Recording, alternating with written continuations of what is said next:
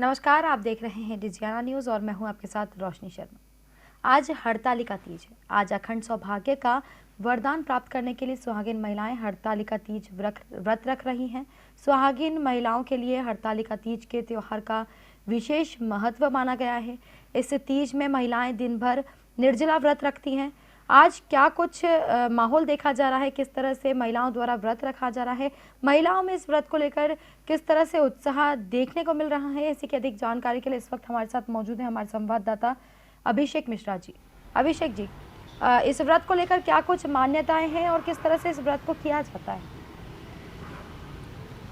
देखिए, सनातनी धर्म में हरतालिका तीज के व्रत का खासा महत्व माना गया है और महिलाओं के लिए ये कठिन व्रत ज़रूर है, लेकिन इसकी धार्मिक मान्यताएं भी काफ़ी है।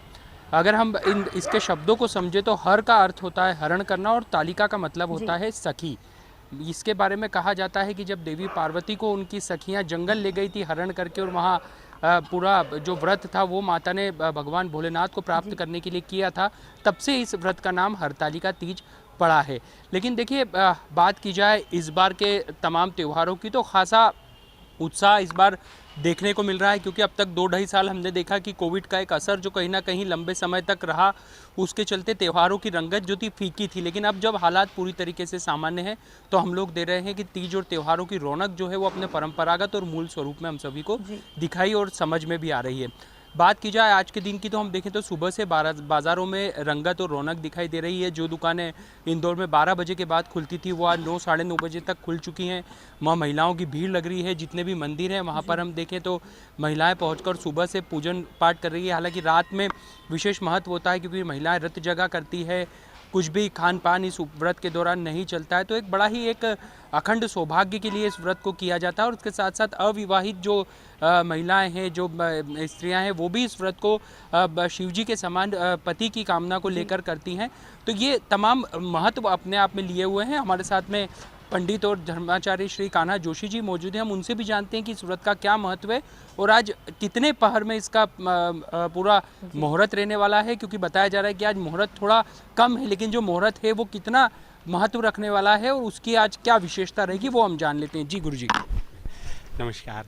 आज हरतालिका तीज का व्रत भगवान शिव और माता पार्वती के पुनर्मिलन के उत्सव के रूप में मनाया जाता है। आज माता पार्वती के तीज के रूप में, तीज माता के रूप में पूजन की जाती है। जो भी लड़कियां जिनका विवाह नहीं हुआ है वो अपने अच्छे पति के कामना के लिए, अच्छे शादी के वर के लिए यह व्रत करती हैं। और जिन लोगों का विवाह हो गया है वह सभी लड़कियां व लेडीज़ें अपने पति के दीर्घायु के लिए ये व्रत करती है।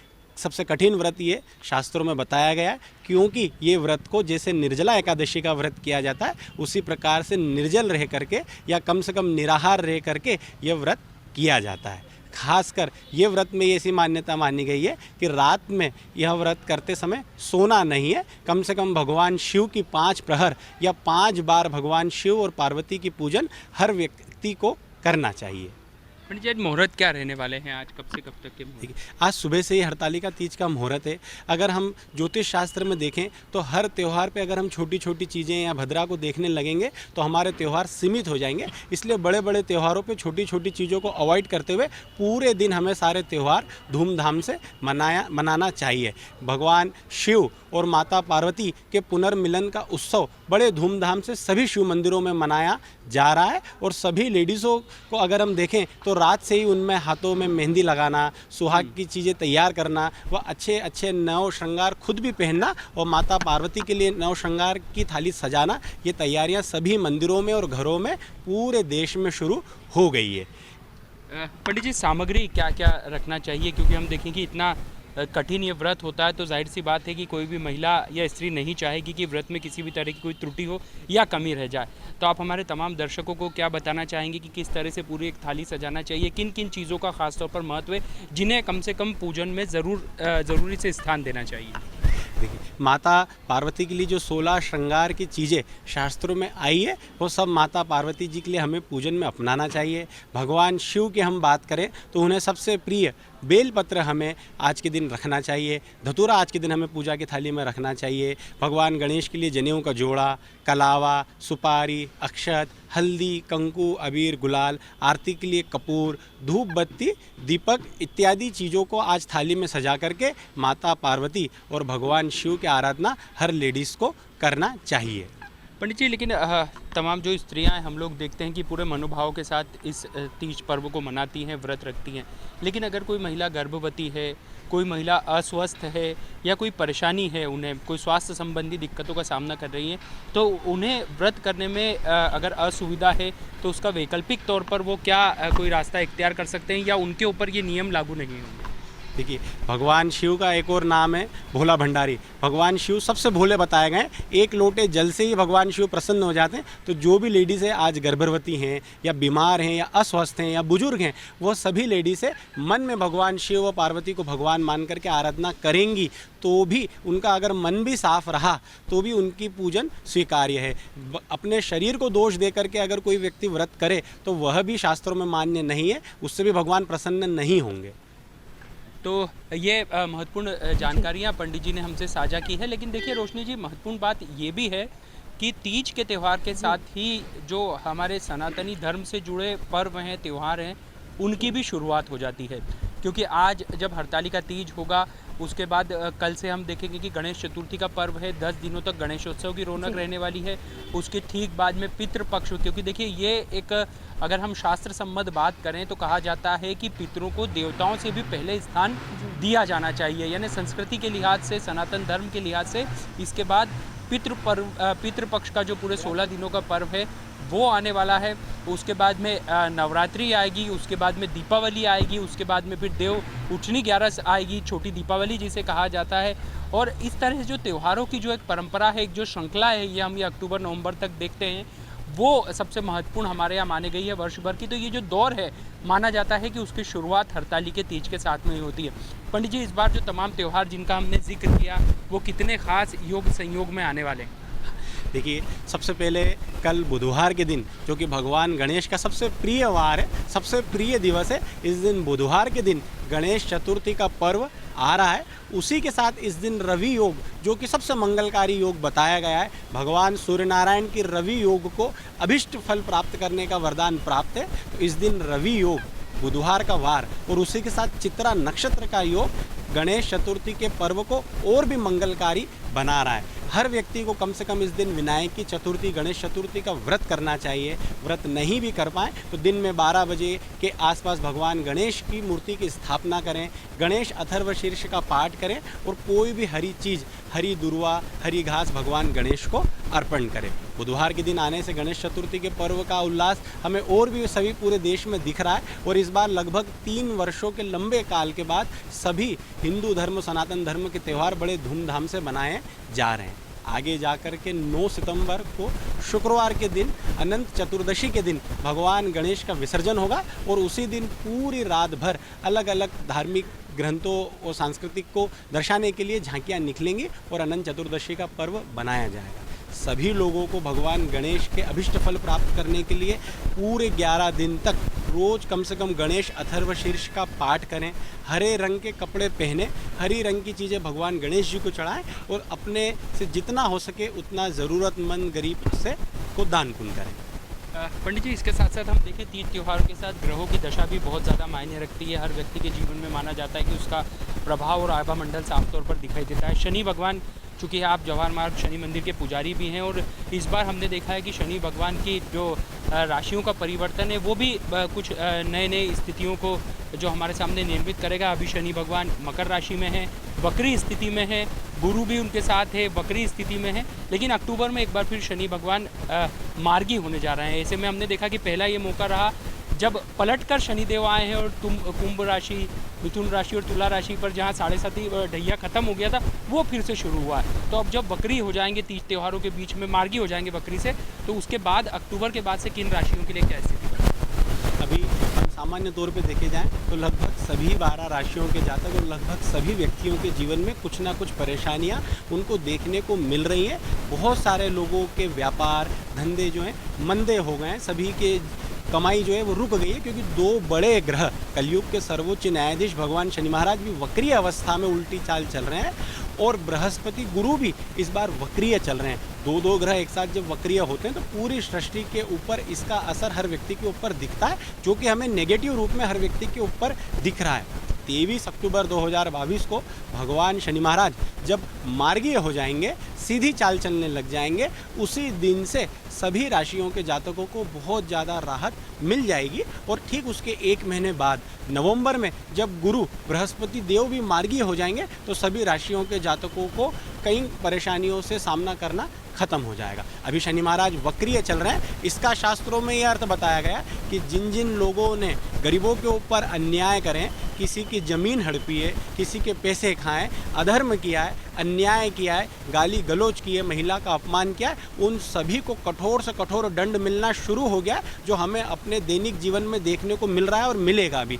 जिन लोगों ने अवैध कब्जे करें वो भी कब्जे हटना शुरू हो गए, क्योंकि भगवान शनि महाराज अभी वक्रीय अवस्था में चल रहे हैं। और अभी धनु राशि के ऊपर शनि की 7.5 का प्रभाव और मिथुन राशि और तुला राशि के ऊपर शनि के अढ़ैया का प्रभाव 17 जनवरी 2023 तक रहेगा। और 17 जनवरी से पूर्ण रूप से धनु राशि के जातक 7.5 से और मिथुन राशि और तुला राशि के जातक अढ़ैया से शनि से मुक्त हो जाएंगे। तब तक इन राशियों के जातकों को खासकर शनिवार का व्रत करना चाहिए, शनि की आराधना करना चाहिए और ज़्यादा से ज़्यादा दिन दुखी गरीब की मदद करनी चाहिए। लेकिन जब अगले महीने अक्टूबर के महीने में जब शनि भगवान मार्गी हो जाएंगे तो जिन राशियों पर आपने बताया कि 7.5 और अढ़ैया है, क्या उन्हें फिर जो है सकारात्मक फल देखने को मिलेंगे? बिल्कुल, जब भी शनि महाराज उतरते हैं, ऐसा माना गया है कि जब भी 7.5 खत्म होती है या अढ़ैया खत्म होती है, उस समय उन राशियों के जातकों को जितना कष्ट पिछले 2.5 सालों में और 7.5 सालों में मिला है, उससे कई गुना ज़्यादा उनके कर्मों के अनुसार भगवान शनि महाराज उन्हें तोहफा व फल प्रदान करते हैं। जिन लोगों को संतान नहीं हो रही पिछले 7.5 साल से, उनको शनि महाराज संतान दिला करके जाते हैं। जिन्हें पुत्र चाहिए उन्हें पुत्र दिला के जाएंगे, जिनका मकान नहीं बन रहा है उन्हें मकान दिला करके जाएंगे, जिन्हें नौकरी नहीं मिल रही है उन्हें नौकरी दिला के जाएंगे, जो व्यक्ति राजनीति में है उसे अच्छा पद या मंत्री पद दिला करके जाएंगे। तो मिथुन राशि, तुला राशि और धनु राशि के लिए अक्टूबर से लेकर के 17 जनवरी तक का समय बहुत ही गोल्डन पीरियड रहेगा, क्योंकि उस समय शनि महाराज उन्हें देने की मुद्रा में आ जाएंगे, बहुत ज़्यादा फल उन्हें देंगे। लेकिन इन राशियों के जातकों को फल लेना भी आना चाहिए, इसलिए उस समय कम से कम अच्छे कर्म करें, दिन दुखी गरीब की मदद करें। और जो भी वो कर्म कर रहे हैं, चाहे वो जॉब कर रहे हैं या बिजनेस कर रहे हैं, अगर अच्छी ईमानदारी से करेंगे तो भगवान शनि महाराज उन्हें अच्छा ही फल प्रदान करेंगे। तो रोशनी जी, तमाम तीज त्योहारों के बीच हम लोग देखेंगे कि आने वाला 1 से 2 महीना है, वहाँ पर ग्रहों की भी जो चाल है वो अलग अलग तरीके से बदलने वाली है। कई जगह जो अभी हम देख रहे हैं वक्री स्थिति, क्योंकि गुरु और शनि वक्री स्थिति में, उसका असर हम लोग देख रहे हैं। और जैसा कि कान्हा जोशी जी ने बताया कि मार्गी स्थिति में आने के बाद में कहीं ना कहीं तमाम राशि के जातक जो फिलहाल अलग अलग परिस्थितियों का सामना कर रहे हैं, उनके लिए राह थोड़ी आसान होगी, उनके लिए जीवन थोड़ा सा आसान होने वाला है। तो देखिए, ये जो तमाम स्थितियां हम लोग देख रहे हैं आने वाले समय के लिए एक अच्छे संकेत की तरफ इशारा कर रही है, क्योंकि तीज और त्यौहार जब भी आते हैं मन प्रफुल्लित होता है, क्योंकि तमाम तनाव के बीच जब त्यौहार आता है तो हम संस्कृति से जुड़ पाते हैं, अपने आराध्य से जुड़ पाते हैं, तो माइंड जो आपका तनाव में दिखाई देता है वो डाइवर्ट होता है, लोग अपने परिवार को समय दे पाते हैं, छुट्टियां काफ़ी मिलती है। तो ये एक बड़ा राहत भरा समय भी कहा जाता है, और उसका एक रौनक जो बाज़ार में दिखने को मिलती है, उसका असर भी कहीं ना कहीं लोगों की जीवन शैली, उनके आचार प्रकार और व्यवहार पर पड़ता है। तो कुल मिलाकर एक तीज त्यौहार का दौर आज से शुरू होने वाला है। हड़ताली के तीज की रौनक आज शहर भर में दिखाई देगी। 2 से 3 साल बाद के बाद जो चीज़ें रुक गई थी वो आज फिर एक बार निरंतरता की तरफ आती हुई दिखाई देगी। आज राजबाड़े पर तमाम शहर की महिलाओं का, युवतियों का जमावड़ा लगेगा, भजन पर महिलाएं थिरकेंगी, ईश्वर की आराधना करेंगी। और इस तरह जो त्यौहार मनाने का मूल स्वरूप में इंदौर, जो कि सांस्कृतिक एक राजधानी भी है शहर की, वो एक अलग ही छटा बिखेरने वाली है, और जिससे इन पर्वों का जो एक उत्साह है उसमें भी चार अभिषेक जी, हरतालिका तीज व्रत को करने के लिए कई नियम बताए गए हैं, इन नियमों को ध्यान में रखना रहता है, लेकिन कई महिलाएं और युवतियां ऐसी हैं जो पहली बार ये व्रत को कर रही हैं, उनको ये नियमों का पता नहीं रहता। क्या कुछ नियम पालन करने चाहिए इस दिन? पंडित जी, कई महिलाएं और युवतियां हैं जो पहली बार इस व्रत को करती हैं, आज भी कई ऐसी संख्या होगी जो पहली बार व्रत करेंगी। उन्हें किस तरह से नियमों का ध्यान रखना चाहिए, किन बातों का, क्योंकि जाहिर सी बात है अगर पहली बार कर रही होंगी तो संकल्प भी लेंगी, कितने समय का संकल्प लेना चाहिए, और अगर संकल्प नहीं लेते हैं तो कम से कम 1 साल 2 साल 3 साल इतने समय तक इसे जारी रखना चाहिए। अगर किसी साल व्यवधान होता है तो अलग विषय है, लेकिन क्या पूरा तरीका है जब पहली बार इस व्रत को रखा है? हरतालिका तीज व्रत का शास्त्र में ही आया है कि ये तो मरते दम तक हर स्त्री करती है, विवाह के पहले अच्छे पति की कामना के लिए और विवाह के बाद अपने पति की लंबी आयु के लिए ये व्रत किया जाता है। तो हरतालिका तीज का व्रत जो है सुबह सूर्योदय से ही यह व्रत शुरू हो जाता है। इस दिन खासकर निराहार रह करके या जो स्त्री या लड़की कम से कम निर्जल रह करके अगर ये व्रत करती है तो उसे अखंड सौभाग्य की प्राप्ति होती है। सबसे कठिन व्रत शास्त्रों में यह माना गया है कि एक निर्जला एकादशी का व्रत जो कि भगवान नारायण की स्तुति के लिए होता है और एक हरतालिका तीज का व्रत जो कि भगवान शिव और पार्वती के लिए ये व्रत किया जाता है। तो इस दिन निर्जल रहें, निराहार रहें, कम से कम अपने मन को साफ रखें, मन में बुरे विचार ना आए और माता पार्वती की माँ तीज के रूप में आराधना करें। किन बातों का आज ध्यान अगर पहली बार कोई महिला व्रत रख रही है तो किन सामग्रियों को अवश्य लें और किस तरह की ये आराधना, कोई खास मंत्र वगैरह के माध्यम से आराधना की जा सकती है? आप माता पार्वती का अगर हम सबसे सरल मंत्र कोई है तो वो है ओम दुम दुर्गाय नमः, और भगवान शिव का अगर मंत्र कोई सबसे सरल है तो वो है ओम नमः शिवाय। इन सरल मंत्रों का कम से कम सही उच्चारण करके माता पार्वती और शिव की हम पूजन करें। अगर हम कठिन मंत्र देखेंगे और अगर कठिन मंत्र हमसे सही नहीं निकला तो हमें उल्टा दोष लगेगा, इसलिए हमें सरल मंत्र को बोल करके सरल विधि से माता पार्वती की और शिव की आराधना करना चाहिए। 16 श्रृंगार का जो सामान शास्त्रों में आया है वो माता पार्वती के ऊपर चढ़ाना चाहिए। भगवान शिव की 5 प्रहर 5 बार पूजा करना चाहिए। अपने आप को भी खूब सजाए धजाएं और माता पार्वती और शिव के ऊपर भी बहुत सारा सामान श्रृंगार का चढ़ाएं, ऐसा आज के दिन माना गया है जी। तो रोशनी जी, कुल मिलाकर जो तीज त्यौहार की रंगत है वो दिखाई दे रही है। किन बातों का ध्यान रखना चाहिए, किस तरीके से, क्योंकि भोलेनाथ उनसे जुड़ी पूजा है तो जाहिर सी बात है शिव को पाना तो आसान नहीं है, लेकिन यदि मनोभाव के साथ बेहतर तरीके से एक भावनात्मक रूप से शिव जी की आराधना की जाए तो वो अवश्य प्रसन्न होते हैं। तो सीधा सा सार यही है कि अच्छी भावना के साथ भगवान का पूजन करें तो निश्चित तौर पर वो फलदायी होता है। और हम लोग देख रहे हैं कि आज जो शहर में रंगत और रौनक दिखाई दे रही है उसके आधार पर जो आने वाले त्यौहार हैं वो बाज़ार की भी रौनक बढ़ाएंगे। व्यापारिक जो स्थितियां हम लोग देख रहे हैं उसमें भी ये जो तमाम त्यौहार हैं वो राहत पहुंचाएंगे, क्योंकि अच्छी खासी भीड़ होगी, ख़रीदारी बढ़ेगी। अब काफ़ी सारे त्यौहार भी आने वाले हैं तो निश्चित तौर पर ये एक दौर अच्छे संकेत की तरफ हमें ले जा रहा है। और अब जो तीज त्यौहार है वो सब एक बार फिर अपने मूल स्वरूप में मनाए जाएंगे और सभी लोग एक बार फिर जो है इकट्ठे होकर एक साथ मिलकर सभी पर्वों का आनंद भी ले सकेंगे। आपसे आखिरी सवाल करना चाहूँगी कि जिस तरह से आज के दिन मेहंदी लगाने की प्रथा है, इसी के साथ ही भारत के कई राज्यों में झूला झूलने की भी प्रथा मानी जाती है, इसके पीछे क्या कुछ कारण बताए जा रहे हैं? पंडित जी, मेहंदी तो शुभ का एक संकेत माना गया है, बड़ी शुभ मानी गई है। इसको लगाने से कितनी ज़्यादा एक त्योहारी जो उल्लास है उसमें वृद्धि होती है और उसके साथ साथ कई स्थानों पर हम देखते हैं अलग अलग राज्यों में आज के दिन महिलाएं झूला भी झूलती हैं।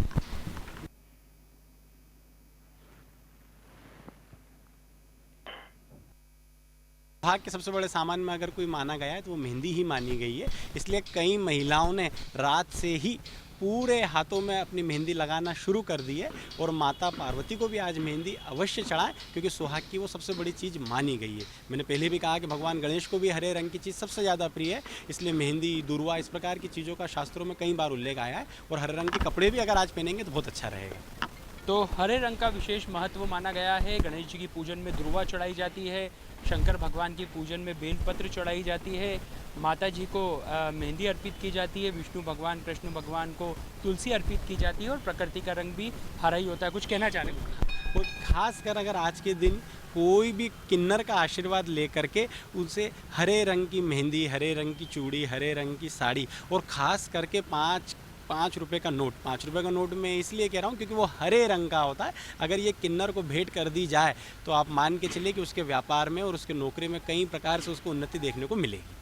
तो ये छोटी छोटी बात है, कुछ ऐसे प्रयोग भी हैं जो किए जा सकते हैं और ये सब प्रयोग कहीं ना कहीं जो शास्त्र सम्मत हैं ये लोगों की न सिर्फ सकारात्मक जो व्यवहार है उस तरफ उन्हें ले जाता है, उसके साथ साथ तरक्की, उन्नति और प्रगति के रास्ते भी खोलता है। जी रोशनी जी, आपका बहुत बहुत धन्यवाद। तो ये थे इंदौर से हमारे संवाददाता अभिषेक मिश्रा जी, जिन्होंने बताया कि हरतालिका तीज का व्रत सबसे कठिन व्रत माना जाता है। इस दिन भगवान शंकर की पूजा की जाती है, फुलेरा से उनकी पूजा की जाती है। हरतालिका तीज में फुलेरा का भी विशेष महत्व माना गया है। उत्तर भारत के कई राज्यों की हम बात करें तो वहाँ पर इस दिन मेहंदी लगाने के साथ ही झूला झूलने की भी एक प्रथा मानी जाती है। इस त्योहार की रौनक विशेष तौर पर उत्तर प्रदेश के पूर्वांचल और बिहार में देखने को खास तौर पर मिलती है और इसी व्रत को निर्जला रखा जाता है और अगले दिन पूजा और पूजन करने के पश्चात ही इस व्रत को खोला जाता है। तीज की शाम के समय महिलाएं श्रृंगार करते हुए भगवान शिव, माता पार्वती, भगवान गणेश और कार्तिकेय की पूजा अर्चना करती हैं और ऐसा भी माना जाता है कि हरतालिका तीज व्रत रखने और पूजा करने से सौभाग्य और सुख समृद्धि की प्राप्ति होती है। फिलहाल यहाँ लेंगे एक छोटा सा ब्रेक, जल्द हाजिर होंगे। आप देखते रहिए डिजियाना न्यूज़।